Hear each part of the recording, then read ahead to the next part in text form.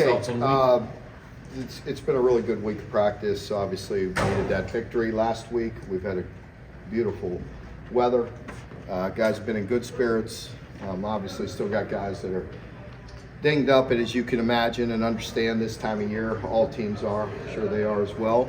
But we've had a good spirited week, and hopefully we'll carry over and have a great game here this Saturday. We're going to need to play really good. Questions? I was asking Liam, speak to Georgia A&M, obviously elite team, didn't go the way you wanted. Do you feel like that this is a second chance maybe for some guy? Yeah, I think each and every week, really. You've seen it, you covered it for so long. I mean, you hope to play a lot better than you did the last time. I think, every week it's a new scenario, and you have to play at a high level when you're playing teams like this. And, hopefully we'll give it a lot better effort than we did the last time. Mark, obviously, senior day is not what it used to be with all the extra years and stuff. Have you already started the conversation with guys about who might come back and might not, or do you hold until the end of the year? So we did with that. Okay. Because now it's become a little bit common if guys go through this senior day, they just don't go through it next year.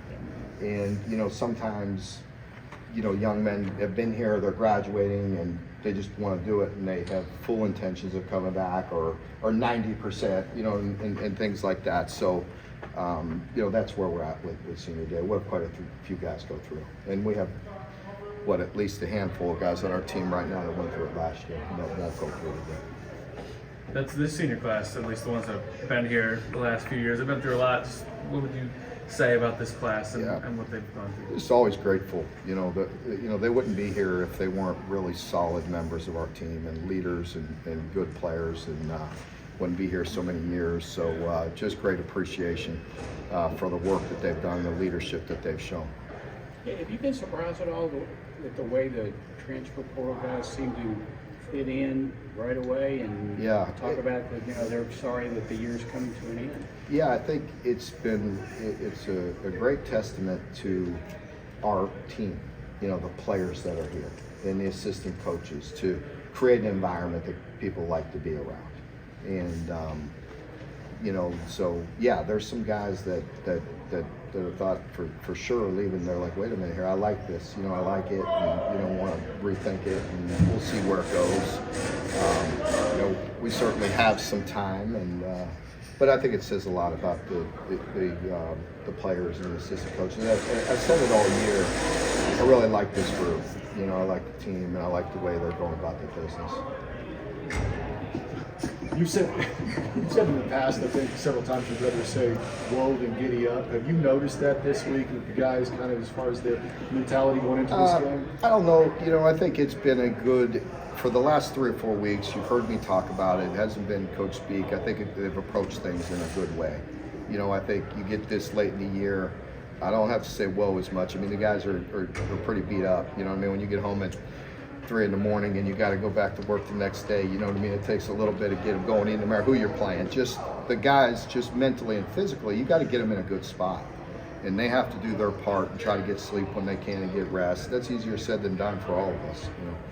So I think Brad or Liam mentioned to us this week that the guys are getting that sense of there's only so many opportunities left to take advantage of. Yeah, I mean,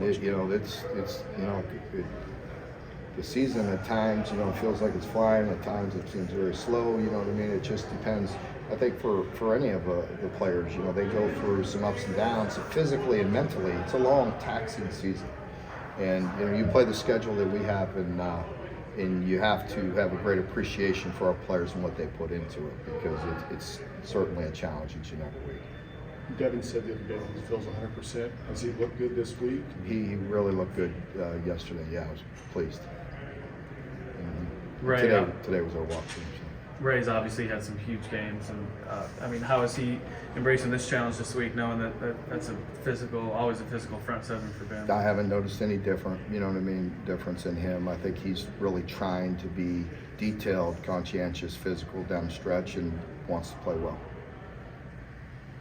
You obviously come from a very storied coaching background and a family that when you look over the other sideline this week and you see Nick Saban, what kind of respect do you have, obviously, for him and what he's been able to accomplish? Yeah, I've said it a couple times this week. You know, somebody asked me in my Monday presser what I think of when you think of Coach Saban, and that's the first word, just respect. You know, you know, he's been very good to my family and myself, and you know, known him for a long time, and just respect the heck out of what he's done and the consistency that he's had. It's one of a kind, and you know, I joked about it, but it's true. He's like a darn machine.